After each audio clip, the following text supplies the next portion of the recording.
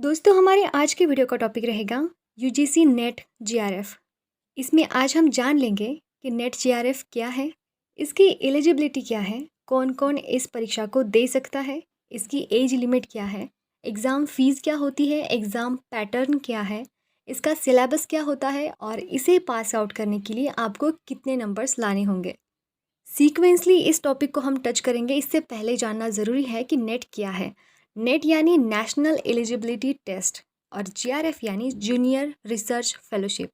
ये भले ही दो अलग अलग नाम है, लेकिन इनके लिए दो अलग अलग पेपर्स नहीं लिए जाते। इन दोनों के लिए भी एनटीए द्वारा पेपर कंडक्ट किया जाता है और एनटीए यानी नेशनल टेस्टिंग एजेंसी, और एनटीए द्वारा साल में 2 बार ये पेपर होते हैं, तकरीबन जून और दिसंबर में। नेट यानी नेशनल एलिजिबिलिटी टेस्ट। जो भी छात्र इस परीक्षा को पास आउट कर लेते हैं तो उन्हें इंडिया के किसी भी यूनिवर्सिटी में असिस्टेंट प्रोफेसर की जगह मिल जाती है, उन्हें असिस्टेंट प्रोफेसर का ओहदा मिल जाता है। अब हम जान लेंगे कि नेट और जीआरएफ में क्या फ़र्क है। जीआरएफ यानी इस एग्ज़ाम में जो भी छात्र पास हुए हैं उन सब में से जो हाईएस्ट रैंकिंग में होते हैं, मतलब सबसे हाईएस्ट 6% छात्र जीआरएफ में आते हैं। और जीआरएफ मिलने का बहुत ज़्यादा फ़ायदा होता है, क्योंकि जीआरएफ जो भी स्टूडेंट क्रैक करता है उसे मिलती है जूनियर रिसर्च फेलोशिप, और ये फेलोशिप गवर्नमेंट आपको प्रोवाइड करेगी, जिसमें उन छात्रों को 26,000 रुपीज़ पर मंथ मिलते हैं ताकि वो अपनी पीएचडी अपने पर्टिकुलर सब्जेक्ट में पूरी कर सके। जीआरएफ की वैलिडिटी होती है 3 इयर्स की, और उसके बाद अगर आपको पढ़ना है, आपको और भी उस पर्टिकुलर सब्जेक्ट में रिसर्च करना है, तो आपको फिर एसआरएफ मिल जाती है। एसआरएफ यानी सीनियर रिसर्च फेलोशिप, और उसमें उन छात्रों को 36,000 रुपीज़ पर मंथ मिलेंगे। सीनियर रिसर्च फेलोशिप 2 इयर्स के लिए होती है। इसका मतलब जो भी छात्र जीआरएफ पास आउट कर लेते हैं उन्हें असिस्टेंट प्रोफेसर का तो ओहदा मिल ही जाता है, साथ ही साथ में गवर्नमेंट के द्वारा फेलोशिप मिलती है, जिससे कि वो अपनी पढ़ाई के साथ साथ कमाना भी स्टार्ट कर देते हैं। ये हो गई नेट और जीआरएफ के बारे में ब्रीफ इन्फॉर्मेशन। अब हम जानेंगे इसकी एलिजिबिलिटी क्या है, कौन कौन इस परीक्षा को दे सकता है। इसकी एलिजिबिलिटी क्राइटेरिया ये है कि आपके पास पोस्ट ग्रेजुएशन की डिग्री होनी चाहिए। अगर आप जनरल कैटेगरी से हो तो आपको 55% मार्क चाहिए, और रिजर्व कैटेगरी में आपको 50% मार्क होने चाहिए। अगर इस एग्ज़ाम की एज लिमिट के बारे में बताऊं तो यूजीसी नेट के लिए ऐसी कोई भी एज लिमिट नहीं है, लेकिन हाँ, जीआरएफ के लिए एज लिमिट है। 30 years for general category, 33 years for OBC category और 35 ईयर्स फॉर एससी और एसटी कैटेगरी। इसका मतलब आपकी एज के 30 ईयर के पहले ही आपको जीआरएफ क्रैक करना होगा। उसके बाद अगर आपने जीआरएफ क्रैक भी कर ली फिर भी उसका कोई मतलब नहीं, आपको 30 ईयर्स के पहले ही उसे क्रैक करना होगा, उसी को एनटीए द्वारा मान्यता प्राप्त होगी। चलिए जान लेते हैं इसकी एग्ज़ाम फ़ीस क्या होती है। For general category 1000 rupees, OBC category 500 rupees और एसटी एससी कैटेगरी के लिए 250 रुपीज़। इसका एग्ज़ाम पैटर्न ये होता है कि इसमें 2 पेपर्स होते हैं, पेपर 1 और पेपर 2। पेपर 1 सभी के लिए सेम होता है, और पेपर 2 आपका जो भी सब्जेक्ट आपके पोस्ट ग्रेजुएशन में था उससे रिलेटेड होता है। ये दोनों भी पेपर ऑनलाइन होते हैं, दोनों भी पेपर एक साथ होते हैं, 2 पेपर के दरमियान कोई ब्रेक नहीं होता है। पेपर आपको हिंदी और इंग्लिश दोनों भी लैंग्वेज में अवेलेबल है।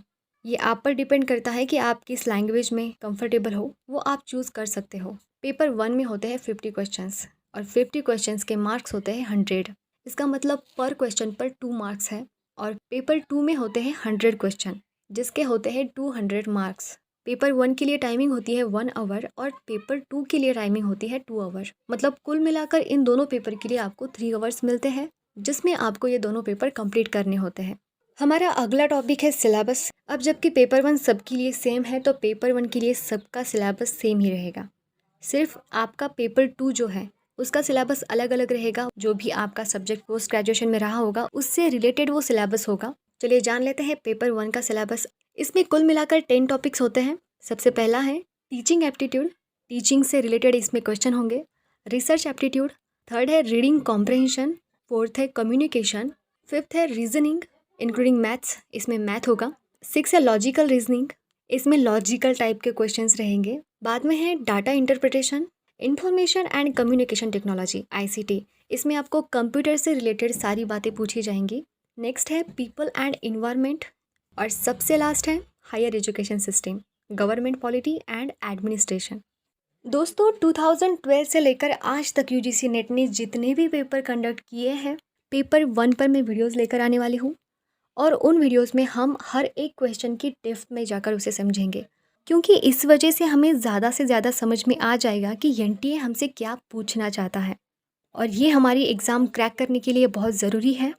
सिलेबस चाहे कितना भी बड़ा हो, सिलेबस चाहे कितना भी हमें पता है, लेकिन उसमें से क्या आता है, किस टॉपिक को हमें कितना सीरियस लेना चाहिए, किस टॉपिक को ज़्यादा इंपॉर्टेंट देना है, हमें ये क्वेश्चन पर से ही समझ में आ सकता है। प्रीवियस ईयर क्वेश्चन पेपर के सिवा और कोई भी अच्छा सोर्स नहीं होता। अगर आपको ये जानना है तो प्लीज़ मुझे सब्सक्राइब कर लेना, क्योंकि उन सभी वीडियोज़ की नोटिफिकेशन फिर आपको मिल जाया करेगी। अब देखिए, पेपर 1 सबका सेम है तो पेपर 1 का सिलेबस भी सेम ही रहेगा सबके लिए, लेकिन पेपर 2 का सिलेबस सबका सेम नहीं रहेगा, क्योंकि मैं बता चुकी हूँ पेपर 2 आपका आपके पर्टिकुलर पोस्ट ग्रेजुएशन के सब्जेक्ट से रिलेटेड होगा। एनटीए ने जैसे पेपर 1 का सिलेबस निकाला है, वैसे ही आपके पर्टिकुलर सब्जेक्ट का जो भी सिलेबस है वो भी उन्होंने निकाला है। आपको आपका वो सिलेबस यूजीसी नेट की ऑफिशियल वेबसाइट पर मिल जाएगा। लेकिन फिर भी यहाँ पर सिलेबस की बात आ ही गई है तो एग्जाम्पल के तौर पर पेपर 2 का इंग्लिश का सिलेबस मैं बताऊंगी। दोस्तों, इसमें भी 10 टॉपिक्स हैं। सबसे पहला है drama, second poetry, fiction, short stories, non fiction, prose, language teaching, English in India, cultural study, criticism, literary theory, world war second and the last one is research methodology. ठीक है, इसी तरह से आप आपका सिलेबस निकाल लेना, क्योंकि ये तो पॉसिबल नहीं है कि सभी का सिलेबस मैं यहाँ पर बताऊँ, क्योंकि सब्जेक्ट बहुत सारे हैं। लेकिन फिर भी अगर आपको आपके सब्जेक्ट का सिलेबस चाहिए होगा तो मुझे कमेंट करना, ज़रूर मैं आपके लिए उस पर एक नया वीडियो लेकर आऊँगी, जिससे कि आपकी प्रॉब्लम सॉल्व हो जाए। तो चलिए बढ़ेंगे अगले टॉपिक पर। हमारा सबसे आखिरी टॉपिक, क्वालिफाइंग मार्क। आपको अगर यूजीसी नेट एग्जाम को पास आउट करना है तो आपको कितने नंबर्स लाने होंगे जिससे आप इस एग्जाम को क्रैक कर सकते हो। अब जीआरएफ की यहाँ पर बात नहीं आती, क्योंकि जीआरएफ में वही छात्र आते हैं जो कि हाईएस्ट रैंकिंग में होते हैं, तो उनके लिए इसकी कोई लिमिट नहीं है। तो आपको जीआरएफ अगर क्रैक करनी है तो आपको बहुत ज़्यादा मेहनत करनी होगी। आपका नाम उस हाईएस्ट रैंकिंग में होना चाहिए, तभी आपको जीआरएफ मिलेगी। लेकिन मैं नेट के बारे में बताऊं तो आपको नेट पास आउट करने के लिए, अगर आप जनरल कैटेगरी से बिलोंग करते हो तो आपको 40% मार्क चाहिए। अगर आप reserve category, OBC, SC, ST और पीडब्ल्यूडी में आते हो तो आपको 35% मार्क लाना ज़रूरी है। अगर आप अब तक इस वीडियो में टिके हो तो आपको ज़रूर इस एग्ज़ाम को देना है। तो उसके लिए मेरी तरफ से wish you very very all the best. अगर आपको मेरी इन्फॉर्मेशन अच्छी लगी हो तो प्लीज़ इसे लाइक करना, इसे ज़्यादा से ज़्यादा ज़रूरतमंद लोगों को शेयर करना। वीडियो कैसी लगी प्लीज़ मुझे कमेंट कर ज़रूर बताना। और सच में अगर आपको मेरे वीडियोस अच्छे लगते होंगे तो प्लीज़ मुझे सब्सक्राइब करना, और साथ ही में उस बेल आइकन को भी प्रेस कर देना, जिस वजह से मैंने अपलोड की हुई हर वीडियोस की नोटिफिकेशन आपको मिल जाया करेगी। वीडियो को एंड तक देखने के लिए बहुत बहुत शुक्रिया। फिर मिलेंगे नई वीडियो में नए टॉपिक के साथ। तब तक के लिए थैंक्स फॉर वॉचिंग।